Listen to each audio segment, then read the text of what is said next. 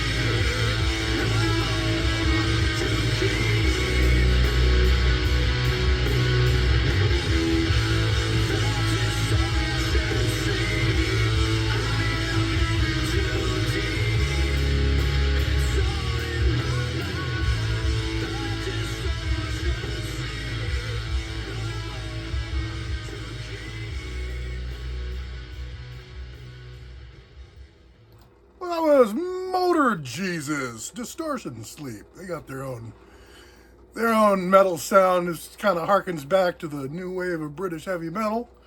And there's some tasty little licks in there. MOTORJESUS from the Deathrider album 2006. That was Distortion Sleep.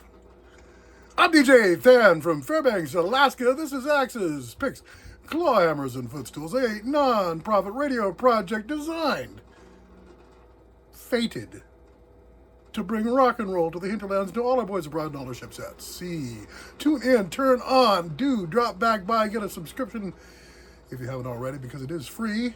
Hit the like if you like the music, and if you'd like to speak to the DJ, good Lord, why would you? Then drop a comment, and I'll get back to you as soon as I possibly can. Thank you very much, and remember, you can't stop the rock.